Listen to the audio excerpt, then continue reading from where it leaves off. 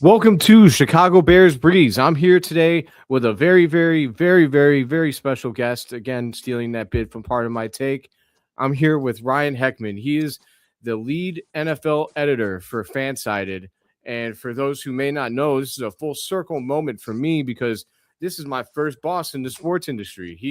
He had the belief in me to bring me on as a contributor to thewindycity.com back in 2023.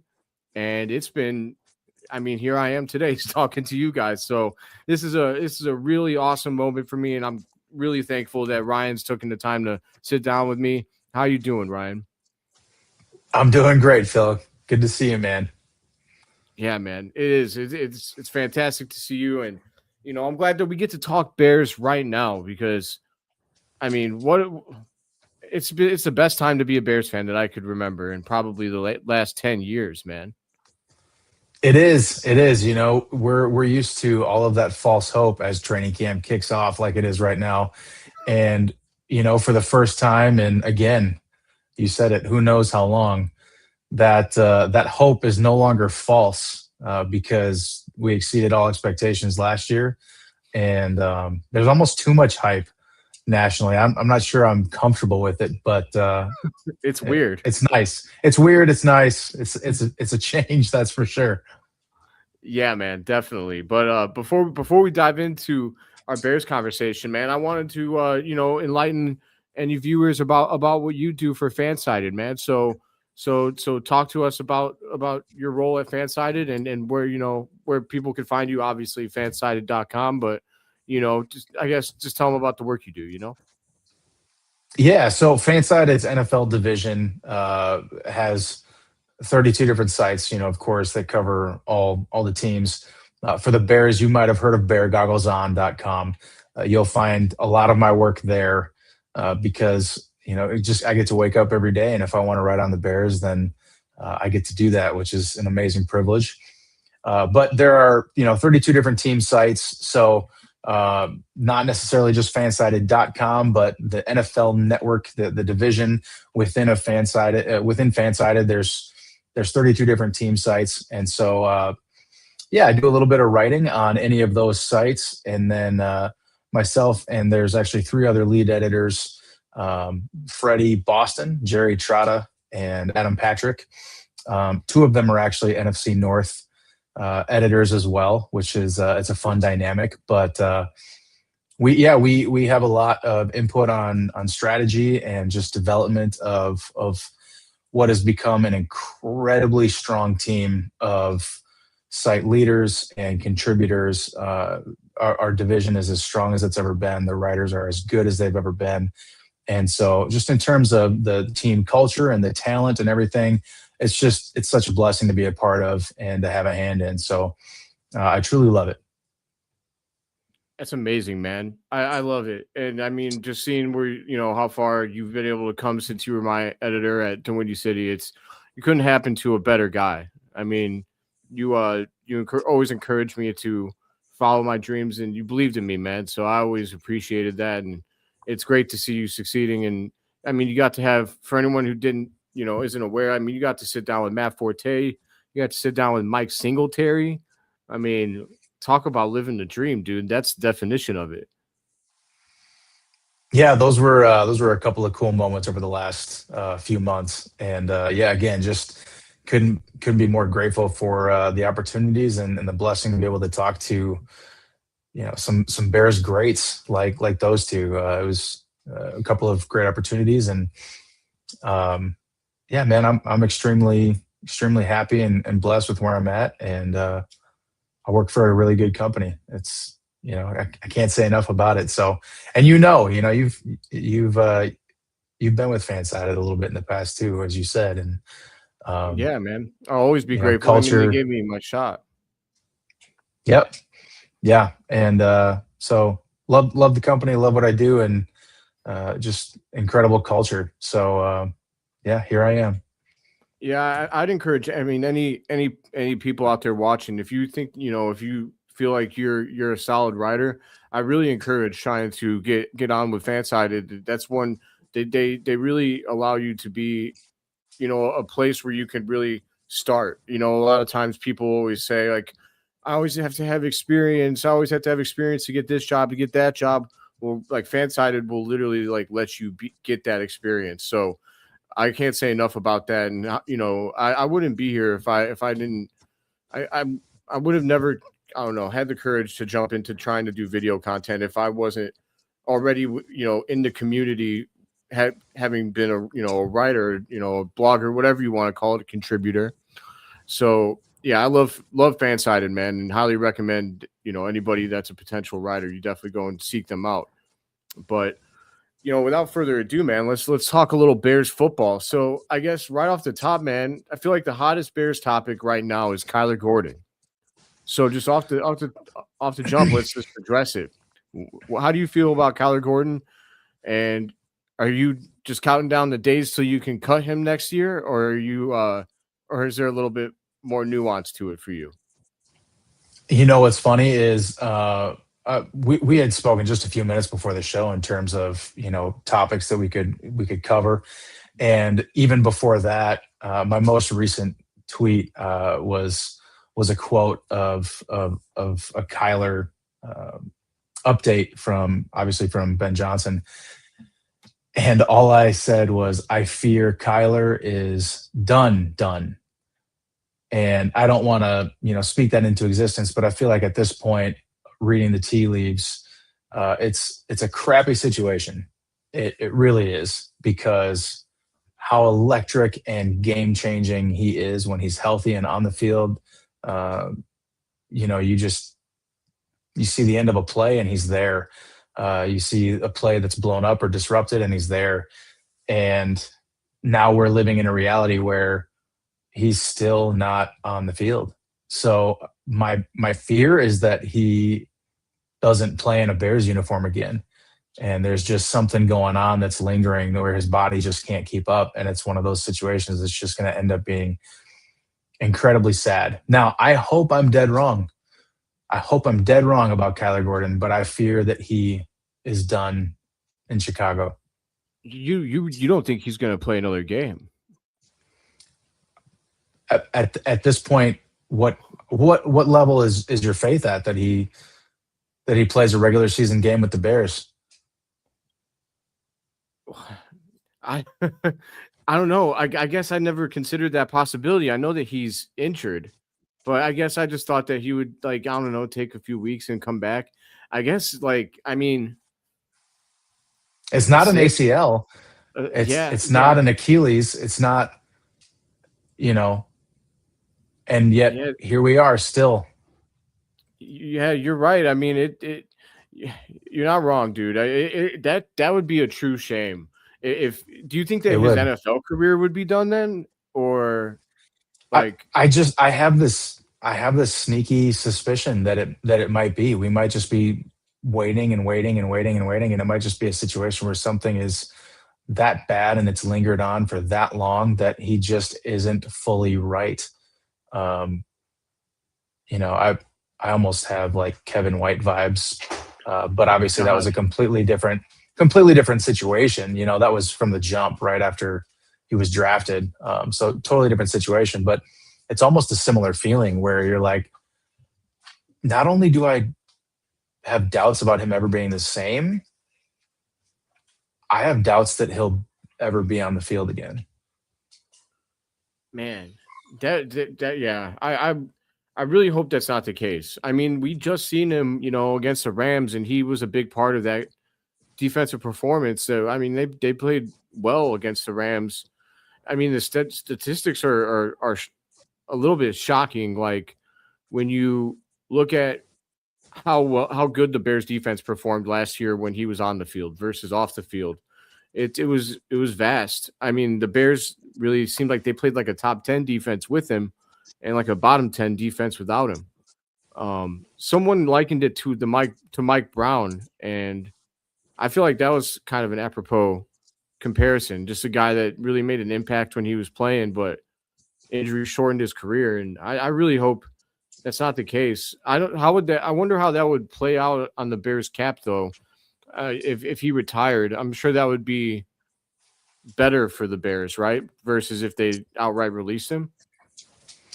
Yeah, I mean, I don't think that he will outright retire. I think that he'll push forward as long as he possibly can, and try to catch on with another team and just continue to rehab and rehab and rehab. But yeah, like you said, I mean, the Bears might work out an injury settlement or something like that. But um, I, I mean, you listen to how Ben Johnson speaks about Kyler Gordon, and I don't think the money really matters at this point. Um, I mean, we're going to find out real soon if the money really matters when it comes to Dio. Is Yeah. is he going to get on the field a whole lot? Is he even going to start? Because it really doesn't seem like it. It sounds like it's Austin Booker's spot to lose from all the rumblings. So does the money matter? Yeah, but also no. When you listen to Ben Johnson, when you listen to him talk, that's the voice I'm believing. Aside from any beat reporters and hunches and whispers, my feelings come from the way Ben Johnson has talked about Kyler Gordon, and at this point, it's not looking great. Yeah, you're right, man. I hope for the best, but it's definitely not looking great. That's a fact. And I mean, you're right, Ben. I mean, Ben sounds tired of it. He sounds like he's ready to move on. So it would be a shame. Is motivated Dio not a thing then? I have no idea. I don't know. Have you seen That's all that's a that stuff? completely it's a completely different conversation altogether. Have you seen that stuff though? The motivated Dio stuff on social media? The motivated Dio stuff? No, I haven't. I haven't. Oh, yeah. So that's like it became like a thing. Like someone commented that he looked motivated in the offseason and it kind of caught on and went like a lot of Bears fans keep saying like using that phrase motivated Dio. And like on Madden, they actually came out with like a card or whatever that was motivated Dio. So yeah, kind of crazy. But I mean, I was hoping that he'd be motivated because he played awful last year. And I mean, yeah, like you said, we'll find out real quick how much the money matters because we need more than 9 solo tackles in 8 games because it's a brutal And I would number. hope you're motivated if you're playing in the NFL. If you're not motivated and you're playing at the highest level in the world, then get off my team tomorrow. Yeah, yeah, yeah. I mean, that should be a given, but I think it is like a unfortunate fact that some of these guys do just do it for the money. But I hope, like you said, that they're not Chicago Bears because we don't need that on the team. So the Bears, obviously, like the new thing about this season and what makes the Bears optimism feel so legitimate is the quarterback, Caleb Williams. I mean, obviously Ben Johnson as well, but we've had good head coaches in the past. We've never had a good quarterback, like a really good quarterback, like somebody that you could talk about being a top 10 QB. And it's not like, nobody's going to snicker at you. Well, Wisconsin, residents of Wisconsin might, but their opinion means nothing. So, Caleb has brought a lot of optimism to the Bears. How do you feel about Caleb Williams? And how high do you think he can ascend this season? He's the most bet upon MVP player in the league right now. More people have bet him for MVP than anyone else. Do you see that for him? I absolutely see it. I mean, that's kind of a loaded question. It's a loaded conversation. The Bears' schedule, obviously, schedule in the summer means nothing, but it is a topic that we'll talk about.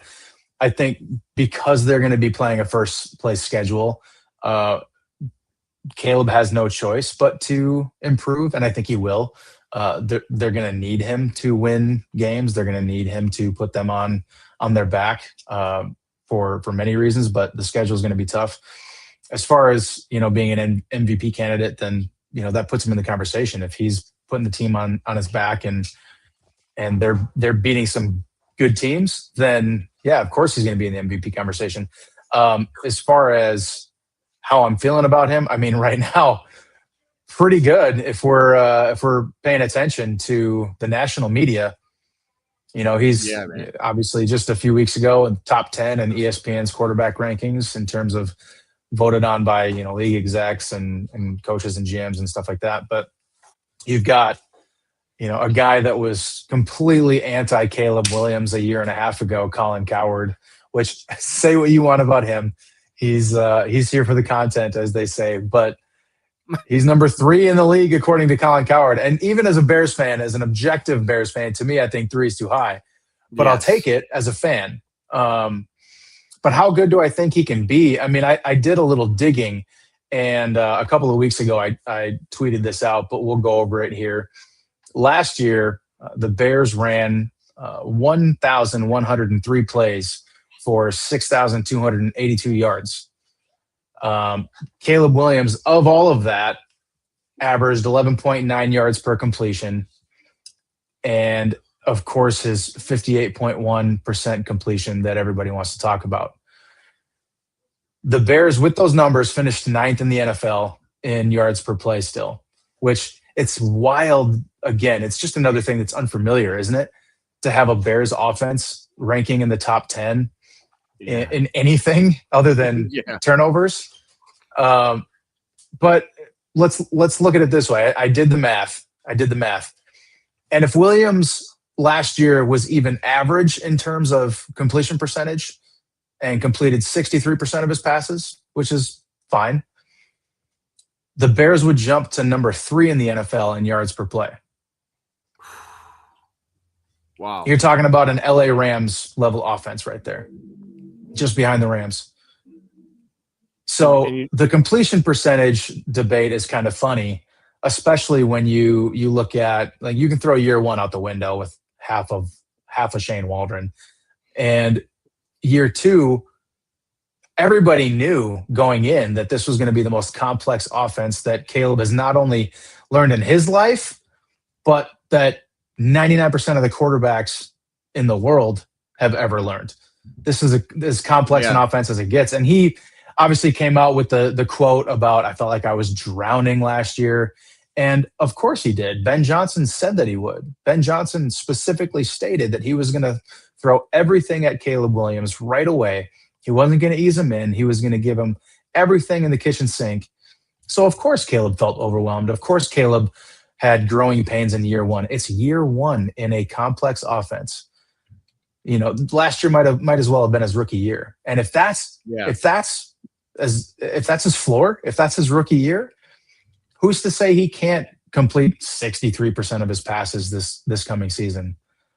In fact, I'll go out on a limb and I'll say he will, if not more. 63 is the floor for Williams' completion percentage. And now if he does that, and the Bears offense is even better than it was last year, I mean, now we're getting into territory about we're talking about the having 3,000-yard receivers on the team in Loveland and Burden and Rome, and that's another conversation as well. But I mean, if you focus just on the one metric, if he completes just a few more passes, if Olamide Zaccheaus doesn't drop those balls, which thank you God he's not on the team anymore. Nothing personal, but hey, good riddance. Yeah. And obviously there were moments where you knew Caleb and Rome weren't on the same page, which people want to make a big deal out of that. That's fine. But this coming season, year 2, he's more comfortable in the offense. He's got another full season with his guys. 63% completion, I think, is going to be cake. And everything comes with that. It's just silly, the people that want to focus on that so much and think it's not going to improve. They think he's just inaccurate and what have. No. Yeah. Last year was a rookie year. Last year, Caleb needed training wheels. This year, those puppies are coming off. I'm with you. I really feel like that's going to happen.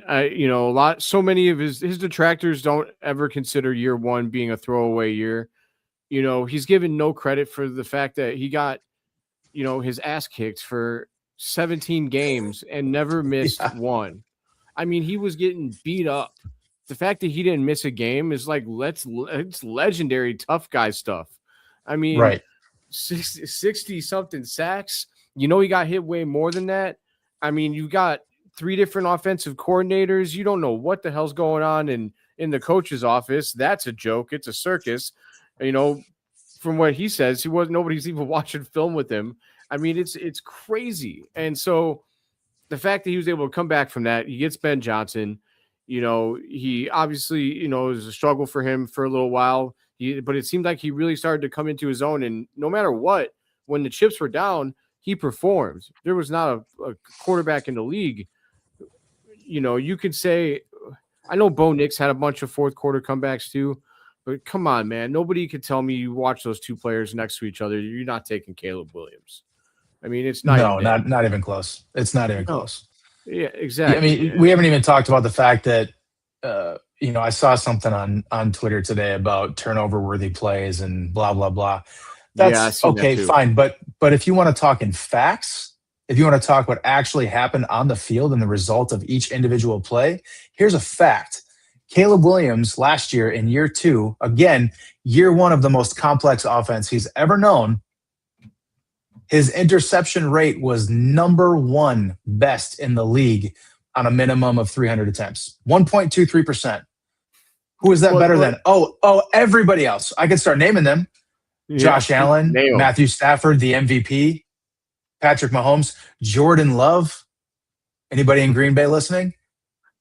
Caleb Williams' interception percentage was the lowest in the NFL among qualified starters with 300 attempts. So you want to talk about woulda, shoulda, coulda? You can talk about woulda, shoulda, coulda all day long. I'm here to talk about facts. And the facts is Caleb Williams led the league with the lowest interception percentage last year.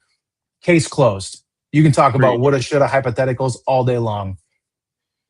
Dude, yes, all day, dude. I love it because, yeah, man, you're gonna turnover worthy plays. First of all, who's judging that, man? And like I want to see the plays that they've deemed should have been interceptions, and it's crazy, man. Like you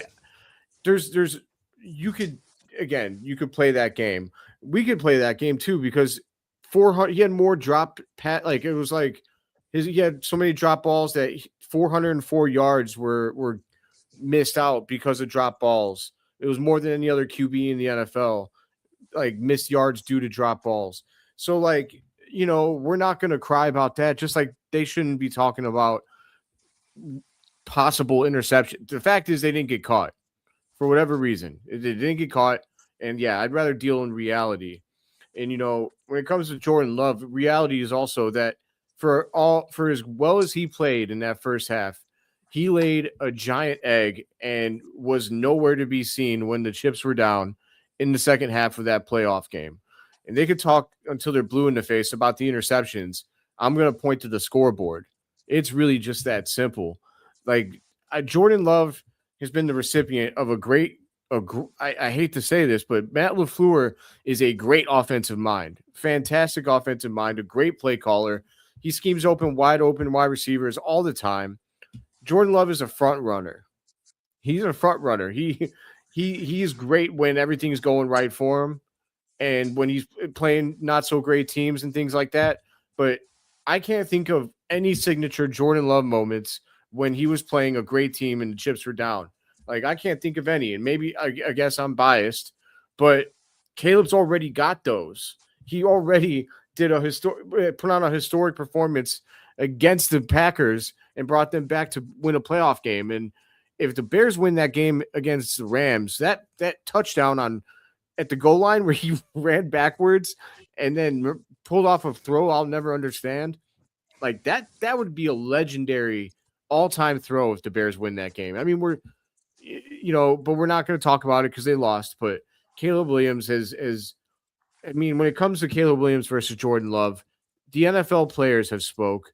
The NFL executives have spoke. So everybody that works for the NFL that is supposed to know football because it's their job says Caleb Williams is better. But some bozos in Wisconsin are going to tell me that he's not, and I'm supposed to believe that. I mean, I know you've got thoughts on this. Talk to me about Caleb versus Love. Yeah, which direction to take it? I mean, you kind of just put this thought out there, and it's a funny, but it's a true one. The NFL executives and GMs have spoken. The players have spoken, and Packer fans just keep talking. They don't stop. Let me ask you. So there's two thoughts I have here. One is kind of a it's kind of a gross, uncomfortable thought as a Bears fan, but it's so accurate and it's so true. Growing up, I saw the movie so many times where you were watching the Packers play, and whether it was Brett Favre or it was Aaron Rodgers, fourth quarter, less than a one possession game, and the Packers get the ball back with, throw a number out there, time left on the clock, doesn't matter. 3 And minutes. Yeah. you just knew how this movie was going to play out. Yep. With Favre and Rodgers. And as much as it just sucked, you just knew because they were that type of quarterback. And isn't it ironic now that the Bears have it and the Packers don't? Yeah. It's You're going to tell me that Jordan Love gets the ball with a minute and a half left, one timeout. It's a 4-point game. And Bears fans are scared? Yeah, no, I feel pretty good about that. Why would we be? Yeah. And here's another thought to go along with it. When people see that the Bears, the average NFL fan, not Bears or Packers fans, let's say you're a Browns fan, you're living in misery and you're just looking for some entertainment. You see that the Bears are on primetime. What's your first thought? If you're just a Browns fan, any other fan other than Bears Packers, if you're an average NFL fan and you see the Bears are on primetime, what's your first thought as to why you're going to tune in? Caleb Williams. If you see the Packers on primetime, what's your first thought? Probably going to figure out something else to watch. I mean, if you're a football fan, you'll watch, but is your first thought, ooh, I got to watch Jordan Love play? No. Because if it is, you're lying. Yeah. You are lying. If you see the Packers on primetime and you're the average NFL fan, your first thought is not, ooh, I got to watch Jordan Love play. But if you're the average NFL fan and you see that the Bears are on primetime, I guarantee you your first thought is, ooh, I gotta tune in Caleb Williams. And that, above any other stat, fact, opinion, that's the story, man. Yep. That's a fact, man. It's true, man. Like the Caleb Williams is a real superstar. Jordan Love is just a guy. I mean, I know that he's had some good statistical seasons, and that's all well and good, but again, I think he's a front runner. He loves to, he'll pile up stats against bad teams all day. But when he faces somebody who actually challenges him and there's actual pressure, I have no fear of Jordan Love whatsoever. But now that I'm like, when we were down at halftime to them in the regular season, we were getting beat up. We had done nothing through halftime. And I actually tweeted out, we're still going to win this game. And I think I did it again at the end of the third quarter. We were still down significant, at least 2 possessions. So we're still going to win this game. I just at no point did I not think that Caleb Williams was going to lead that comeback and beat that team. The fact that the way that it happened, the way it did, especially in front of the GOAT, and Tom Brady, it was amazing. And side thought on that, I couldn't stand Tom Brady when he played because he always won. I can't. It's kind of weird now that I love him because he's like the one announcer that doesn't go out of his way to try and discredit Caleb. I don't know if you noticed that last year, but it seemed like a lot of announcers have some sort of bone to pick with Caleb. Like they don't like his fingernail polish or something. He challenges their idea of masculinity or whatever.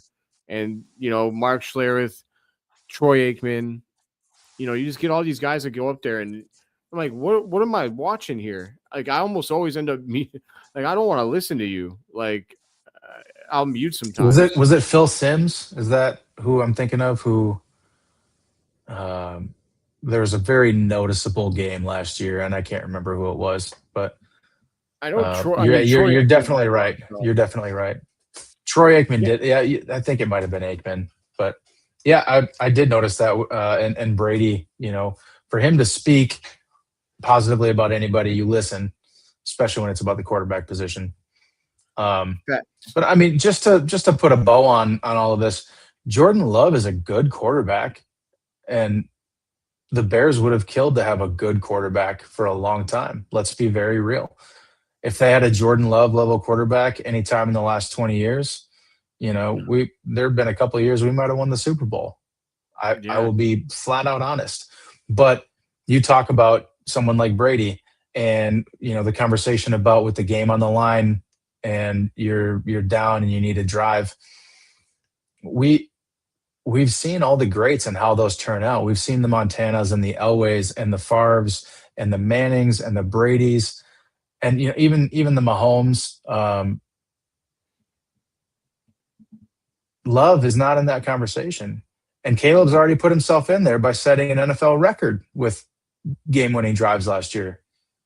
So to have a quarterback that is in that conversation, being able to pull those special moments off so young in his career with just so much ceiling to go, it's truly remarkable. I agree. I mean, I never thought it's weird sometimes. I gotta dude, this is actually happening. Pinch myself because it just never Right. felt it's never. I felt like it was never gonna happen. Everybody else was getting their franchise QBs, having these dynamic offenses, and I'd just be like, yeah, that's nice. When is that gonna happen for me? And it's here, and it's amazing. Just thinking about the fact that Caleb's gonna be here for another 10 plus years, it's insane. Maybe other teams or other fans who have been blessed with multiple franchise quarterbacks, maybe they hated whenever they had to ultimately pay the quarterback. I'll be honest, I'm kind of stoked for him to get his contract because it'd be yeah, that's our guy. Our guy's the highest paid QB in the NFL, and he deserves it. Maybe I won't feel that way once we maybe miss out on a guy or two because of the salary cap, but we'll see. While we're talking about Caleb, let's play a little game. And that game is Caleb or blank. And I'm gonna just throw a QB's name out there, and I would like you to tell me if you take either Caleb or that guy, and just a little reasoning for why, if you'd like. Now, is there a specific context? Is it for this season? Is it regardless of who the team is? Even playing field as far as the roster? I mean, what do you think? How should what would be best? Is there a qualifier that we should use, or should we just use him as a player?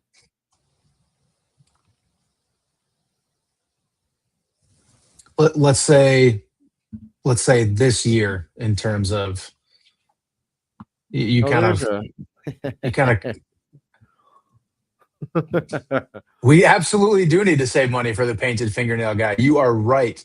You are absolutely right. I hope this guy just sat through that whole segment of us dunking on Jordan Love just to say that.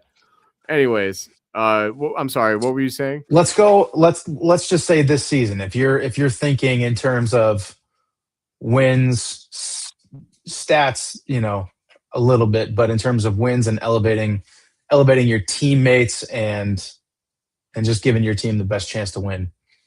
Okay. All right. I like that.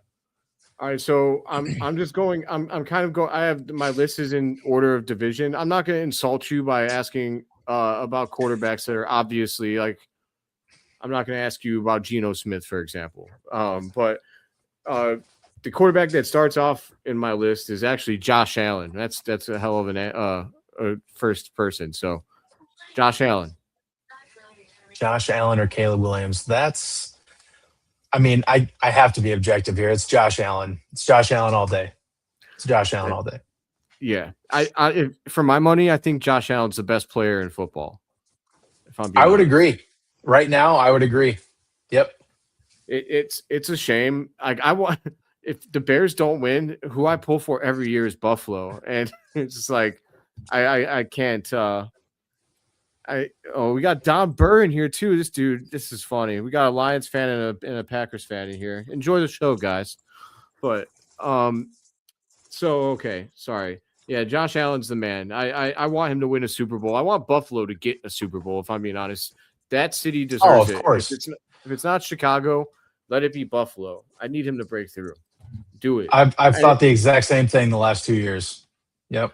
yes, and now that DJ's over there, especially like the only the only thing I'll say though is if we meet them in the Super Bowl, I'm sorry guys, you guys have to take another L. But uh, otherwise, I'm pulling for you, Buffalo. All right, Drake May. Caleb. Facts. A lot of people won't like. I've seen an article that CBS Sports just wrote redrafting from that draft, and they took Drake May from number 1. No, I don't think the Bears would do that either. I think the Bears would I'm take thinking Caleb. about it. I'm thinking. Well, so I kind of have to retract. I am thinking about just this year as well, and I'm still taking Caleb. But in terms of the grand scheme of things, not to take anything away from Drake May or Jaden Daniels, but it's kind of the what have you done for me lately? Feeling. Drake May is coming off a Super Bowl appearance, which is great. He is a very good quarterback. Not to take anything away from him, but after year one, everyone was crowning Jaden as being the guy over Caleb or even over Drake May. Some were thinking. So it's just kind of the this week's flavor in a sense. And I'm thinking the grand scheme of things, big picture. Nah, Caleb's still number 1. Yeah, I'll give Drake this. It's worth a conversation. I mean, he was the MVP runner-up, so we might sound like biased Bears fans saying that, but I just think that Caleb's arm talent, he's got a little more special talent than Drake May does. And I mean, the Patriots had the easiest schedule in the NFL, and I think the easiest path to the Super Bowl that I've ever seen in my life.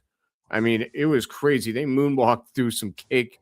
I mean, the Bo Nixless Broncos. I mean, should have might as well throw the Browns out there. I mean, give me a break. So I mean, I thought that it was kind of obvious. Like they finally played a team I consider to be playoff caliber in the Super Bowl, and they got waxed. Like honestly, I think the Packers. I hate to say this, but I think the Packers were better than anybody that they beat on the way to the playoffs. The Patriots.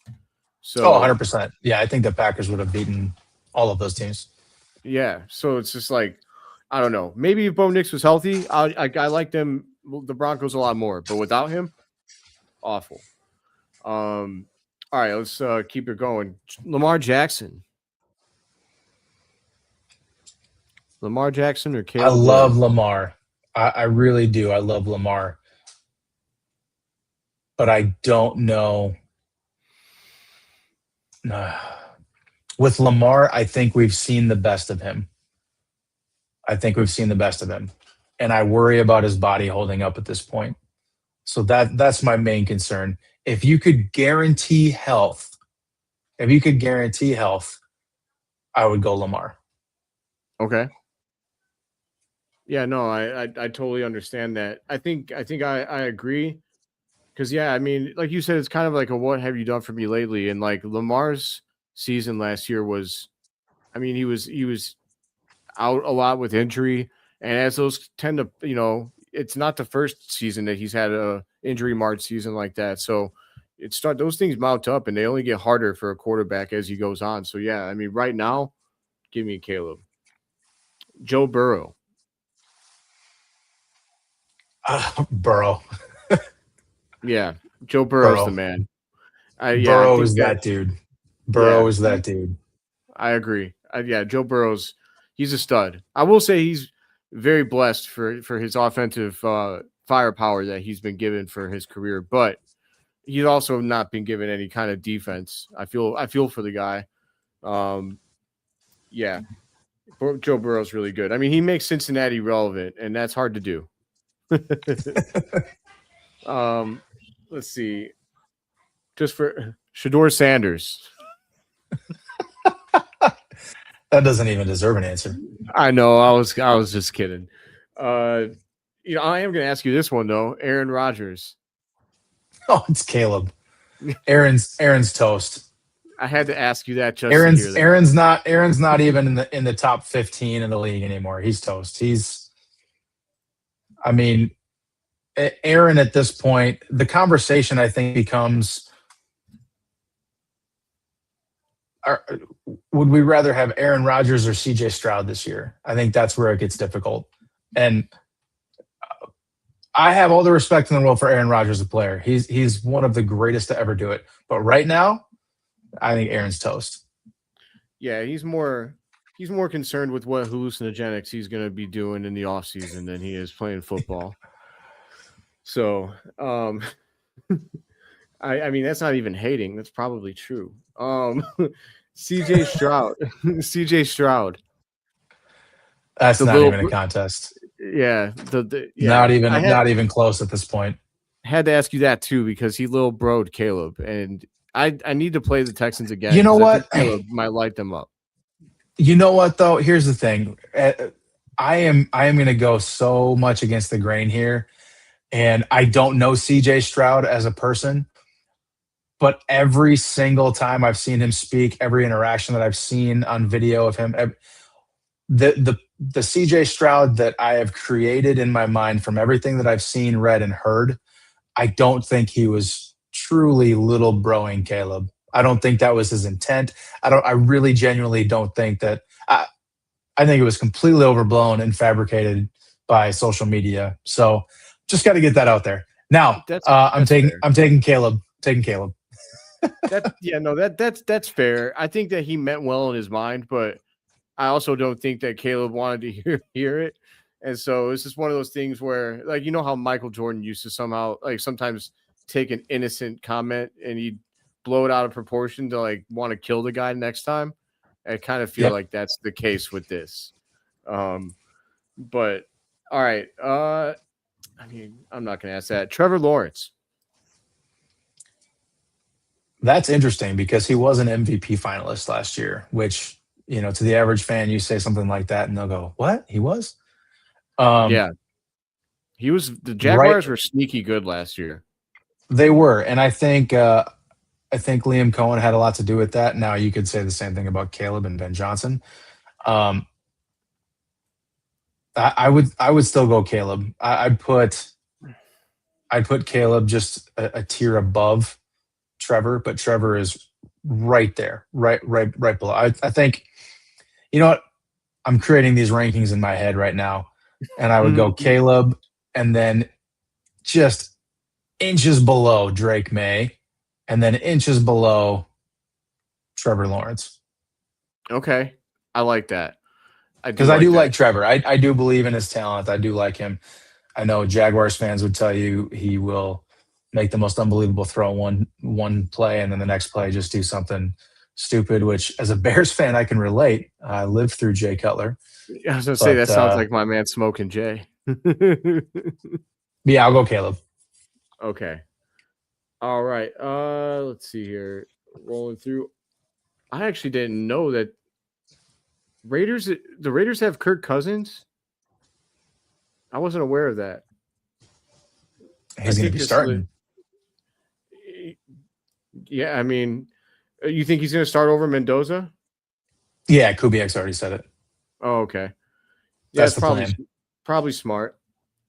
Yeah, man, Cousins has really bounced around. The last time I know he was with the Falcons. I know they released him, but Justin Herbert.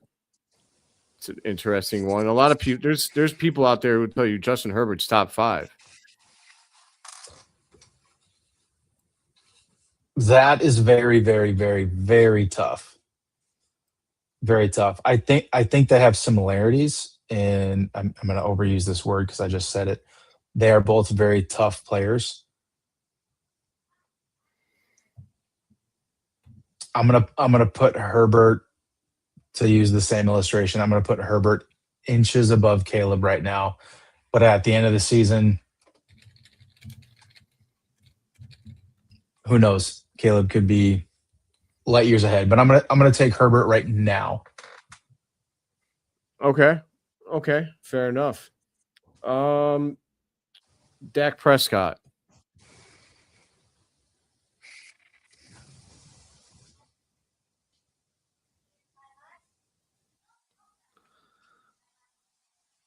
That's also very tough because I think he's one of the more underrated players, not just quarterbacks, over the last decade. That's fair. He doesn't really get any credit for the things he's done.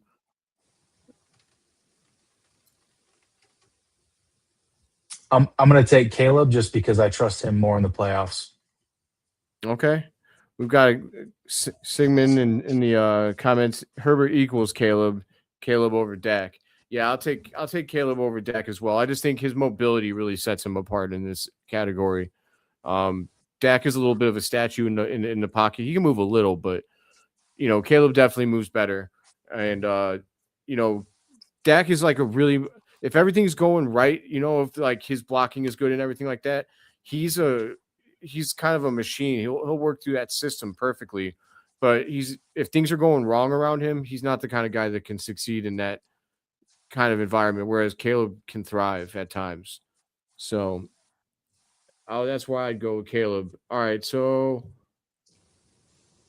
Jalen Hurts. Oh man, there's some debates out there. I just laugh because I do think Jalen Hurts is a good quarterback. I don't think he's a great quarterback. I'll leave it at that, and I'll say I'll take Caleb. I do think Jalen is a winner, and I do think that he is a win at all costs type of guy, and he's a great leader, despite what has been made. But in terms of the talent, I'll take Caleb. Fair enough. I agree. I will say this, man. I want to see the tush push out. I'm over it. I don't like it, but it was easier to stop last year. Teams figured it out. The percentages went down. I don't have them off the top of my head here, but the percentages went down. It was not as successful. When I was growing up, I was always taught that pushing the QB or like pushing your teammates forward was illegal, and now it's not. And I guess that's not a penalty. But something because I was raised thinking that. My mind is always like, this is bogus every time I see it happen. I think if the tush push is legal, then you should be able to push off on a field goal block if you're a defensive lineman. It's a good point. Let's make that legal, and then it's fair. That's fair. Fair point. All right. Let's see here. I got to ask about Jaden Daniels. I know the answer, but I'm going to ask you anyway. It's Caleb.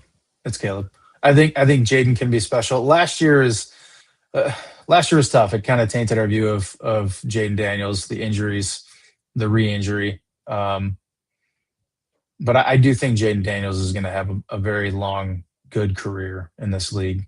But I would still take Caleb. I think long career is a little bit of a hot take, only because I'm worried about his body, man. Can he continue to take the NFL punishment? You talk about Caleb in year one. If that was Jaden Daniels, dude, he would have been broken in half, man. So they got to protect him. You make a good point. Yeah, they got to protect him. He does need to stay healthy. That's for sure. He needs to stay upright. Yeah, but he is a problem when he's healthy. Like I will say, I want to see more from his arm. Like I think that a lot of things went right for him in year one. I would like to see some games where like he takes over with his arm. But I know you can't always get like situations have to present to you the way that they are, and there'll be a lot more years for me to judge Jaden Daniels. But that Hail Mary though, that hurt. I was on film for that, and I was live streaming, and I lost it. It wasn't good. A lot of Washington Commanders fans found it after the game too, and were dunking all over me in the comments. It was ugly. That was turn your TV off and go to bed night for me. So it hurt. It hurt, man. All right. All right. I'm back. I'm in the NFC North now. Jared Goff. Caleb for sure, and it's just because you're not going to see a 5-interception game from Caleb.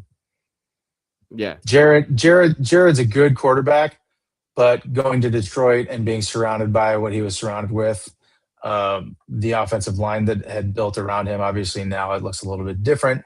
Having Ben Johnson there, I mean, everything really helped him around him to turn his career around. And I like Jared Goff, the person. I think he's a good player, but I think right now Caleb is on the up and up, and I would take him over Goff. But Goff is still I think a top 15 guy. Yeah, I think that's a good summary. I liken him a lot to Dak Prescott. Like a guy, like he's good when the stuff is going right around him and he could just work within the system and just, be that guy, everything works out. But when he, if you get to him, if you pressure him, he's in trouble. He's not going to handle that well. So we already talked about this, but I'm going to ask you just for the soundbite. Caleb Williams or Jordan Love? Caleb Williams. End of discussion. Absolutely. The Vikings 9. No, I'm just kidding. Just kidding. I mean, I guess I'll ask you this guy. Carolina Panthers, Bryce Young. I'm asking because he was taken right before Caleb, and we could have taken him, but yeah, it's Caleb. It's Caleb. There's a soft spot for Bryce, though. I do like him. I loved him coming out of Alabama. I didn't think he was going to be an elite NFL quarterback by any means, but I do like him. Rooting for him, although I'm not sure he's gonna last long term in Carolina. We'll see how he does this year. They got him another weapon. We play him week 1, so we'll see what happens. But I will say I'm always going to appreciate him just because of the package that we were able to get for him. So thank you, Bryce Young, for being an attractive draft prospect, because that package changed our life. Let's see. That it did. Baker Mayfield. Oh, it's a tough one. Baker's good. Underrated, I think. He's next to Caleb. I absolutely love Josh Allen and Baker Mayfield. So, yeah, it's another one where, like, last year kind of tainted our view of Baker, because 2024 Baker was so good, and he showed how sneaky mobile he was. We saw him take off on those crucial downs to move the chains. He's maybe the toughest quarterback in the league. He could be up there with Matthew Stafford. Definitely. That's really hard. I'm gonna go Caleb. Just because I think in terms of elevating your teammates and coming through in the big moments, that Caleb is a notch ahead. But I do love Baker Mayfield. Yeah.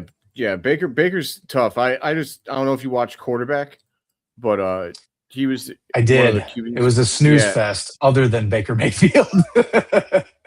It was Netflix has got to do better. Netflix has got to do a lot better, man. Jaden and Cam, nice guys, but they are not made for entertainment. We'll leave it at that. No, they are not. I selfishly, as a Bears fan, I'd love it if Caleb was on the show, but I don't know if the distraction is something that Ben Johnson wants. He seems like he'd be great for the show. Yeah, he'd be great for the show. I agree. Let's see here. So we're almost to the end here. I got one more division. Matt Stafford. Oh, you got to go Stafford right now. He's just talk about going out on top. Like he might be playing the best ball of his career at the end of it. So he's the MVP. He was untouchable last year. I mean, he's got Puka and he's got Devontae, but there was portions of the season where Puka was hurt and Devontae was not 100% because he's getting up there in age, and Stafford just he's so good. He's so accurate. Yeah, it's Stafford, and I don't think that's a surprise. No, not at all. Stafford, he's a legend, man, a true legend of the game. I'm happy that he got to win MVP. That way, like when he retires, like he's got a Super Bowl now, an MVP. Like you cannot diminish Matt Stafford's career in any way. Just kind of hilarious that he got those things as soon as he left Detroit. Yeah, he definitely earned every single thing that has come his way at this point. Yeah, especially having to put up with being in Detroit for so long. That was when they were bad. That wasn't the Dan Campbell Detroit Lions. But all right, so I got a couple more here that I think are worthy of the question. Brock Purdy. I like Brock, but I think if he was anywhere else other than in Shanahan's system, I don't think he's the Brock Purdy we know today. So I'm going to go Caleb. Agreed. And last but not least, the reigning Super Bowl champion, Sam Darnold. Caleb. Yeah. Sam. Seahawks were the best team in football for a reason.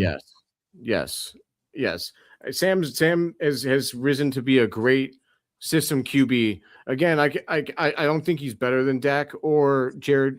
He might be. I think I'd put him over Jared Goff, below Dak. I think he's just one of those system guys, though. Again, if everything's going right around him and the system's working, he's getting good protection, he could piece you up. But yeah, if you could get to him or if he has to come back from like down 14, you're in tough sledding there. It's going to be a hard one for him. So yeah, I mean that wraps it up. I mean, I think off the top of my head, I mean, yeah, that would definitely make Caleb a top 10 QB, I guess, off of what we just went through. I don't think we picked 9 other guys. So no, I don't think so either. Yeah.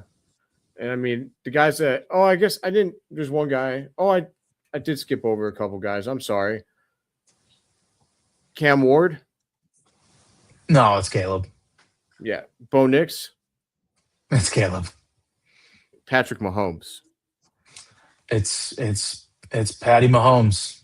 Patty Mahomes. Yeah. Yeah, I think so. I think just off the top of my head, I didn't count, but I think that would land him somewhere between 8 and 10. I think is where we have him, and I think that's right about right. That's pretty fair. That's very fair. Yep.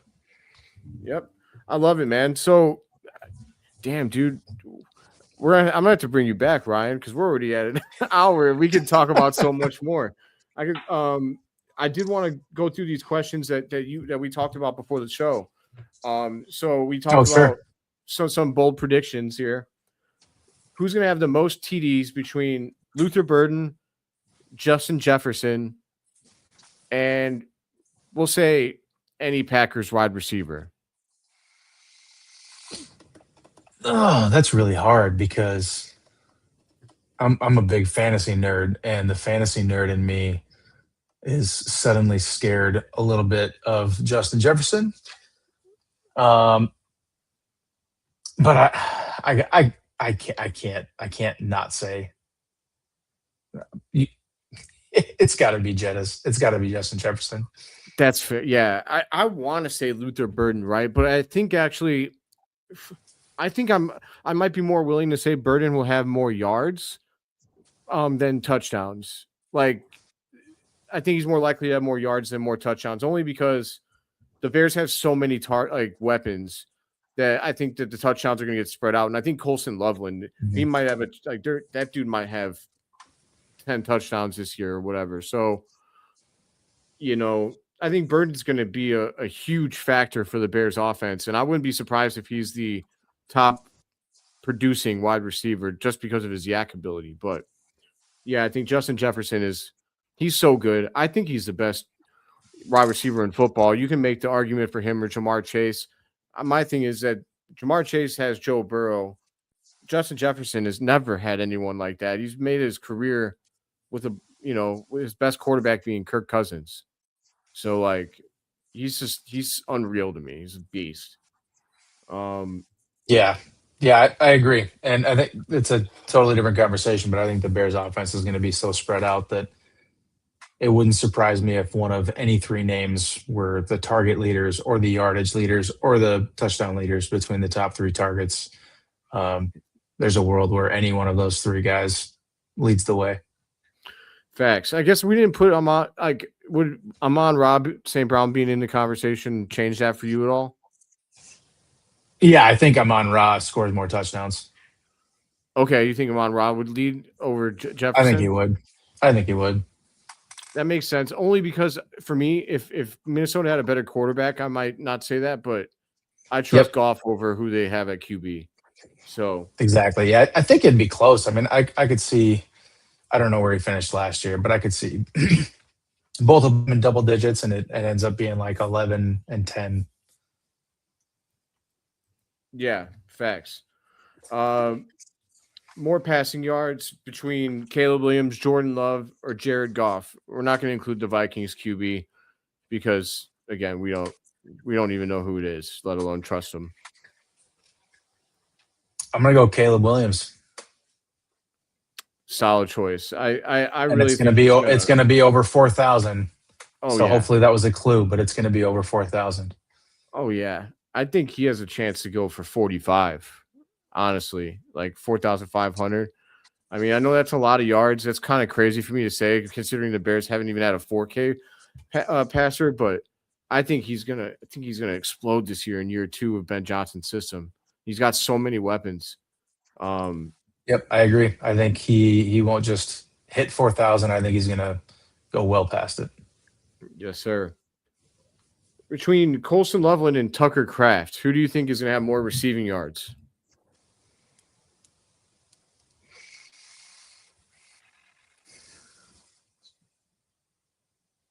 I'll go Loveland. I can see it being a tougher conversation though, just because I think Tucker Kraft, like I think the Packers wide receiver core isn't as strong as the Bears. So, could the fact that Loveland has to share so much have to, like kind of bring him down? But I think Loveland goes for 1,000 yards this year. That might be a crazy opinion, but he was unstoppable at the end of last year. Yeah, he was. I mean, he led the team in targets too. Those final 5 games, and you could tell when it was crunch time, when everything mattered more. They were scheming plays to get Colston Loveland open and making him the first read. So, like I said, there's a world where he leads the team as the number one target, and it might not Yeah. be much. It might not be much. It could be, like Loveland ends up with 120 targets and Roman Burden are sitting around 110, but it could happen. Yeah. He's so good, dude. It's funny just to think back to that. I was at that draft, and so like I'm really glad that I was there for that. Just because Packers fans were laughing at us, like, like we can't believe you didn't take Tyler Warren. You took a tight end, and full circle moment to the playoffs when he was a big reason why they got sent to Cancun. So that was fantastic. More total touchdowns between Jameer Gibbs or Swift and Monungai. I'll throw Josh Jacobs in there too. Yeah, the Jacob situation is interesting. If he, I don't know if the league ends up disciplining him at all, but I mean, if Jacobs plays 17 games, I think he scores more rushing touchdowns. Or did you say total touchdowns? Total. So receiving and rushing combined. And we're talking about the Bears' backfield total, Monungai and Swift being 1 total. Yes. Ooh.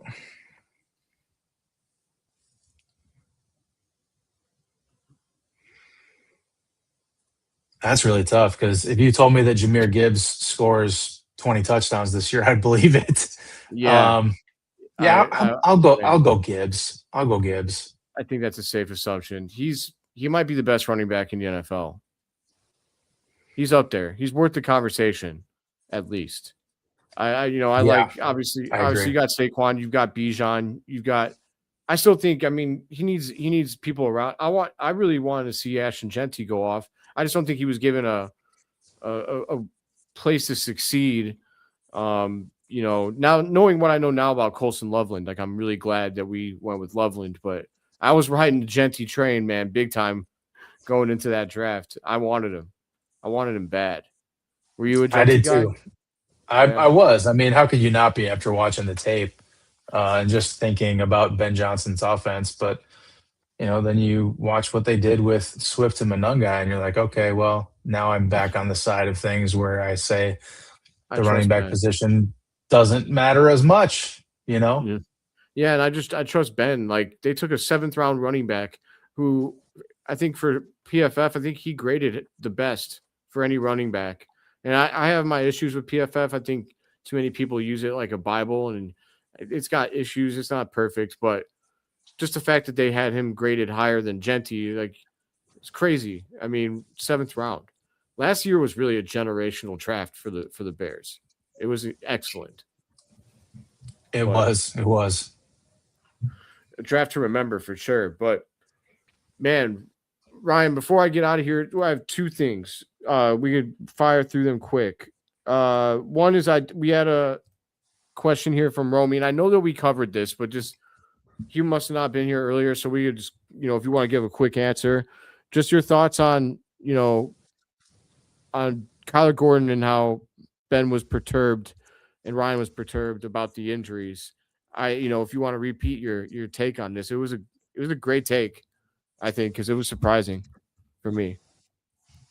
Yeah, my overarching take on Kyler right now is that I fear he's played his last game in a Bears uniform. That's not what I hope for. That's far from what I hope for.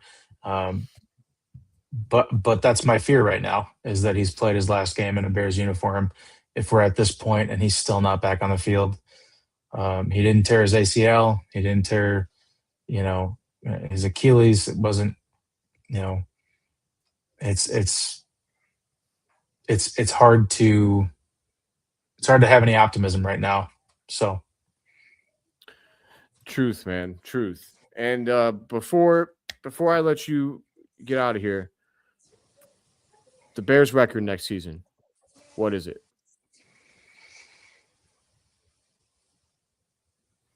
And maybe next time I bring you on, if the season hasn't started yet, we can go through week by week. But just overall, right now, if you wanted to shoot a prediction out there, what do you got? I'm gonna go 12-5. I'm gonna go optimistic. I love it. I love it. I think it's I mean, we won 11 games last year, so you could say optimistic, but also going into last season, we had the 2nd toughest schedule in the league, right?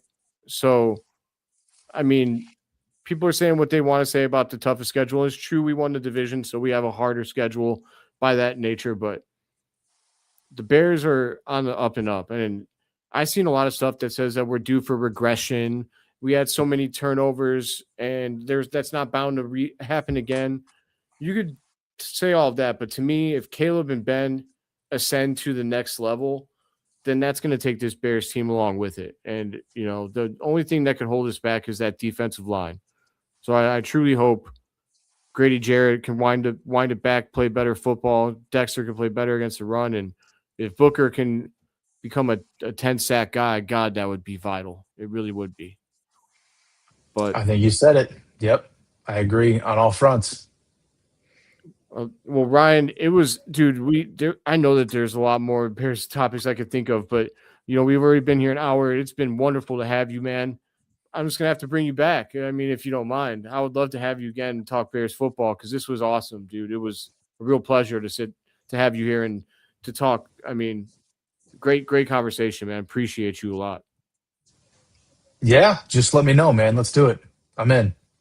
Awesome. We'll try and link up again before the season starts for, once training camp is wrapped up. We've got some preseason games in our system, and we can maybe do a true season, season preview at that point. Sounds good to me. All right, Ryan. Well, everybody that's watching, I know we've got some people in the chat right now, and we had 50 people while we were at our peak. Appreciate everybody that was watching. Please do come, if you're here on X, please come over to the YouTube channel, Chicago Bears Breeze. Leave a like, subscribe if this is your first episode and you digged it. Really appreciate everybody that that watched, and appreciate Ryan. Make sure you go over to FanSided, check out Ryan's work. It's excellent, fantastic writer. And until next time, man, I'm pumped for training camp. Can't wait to see how this all plays out. And it'll be great to have you back next time, Ryan. Absolutely, man. Bear down. Bear down, baby. Everybody have a great night. Bear down, Chicago.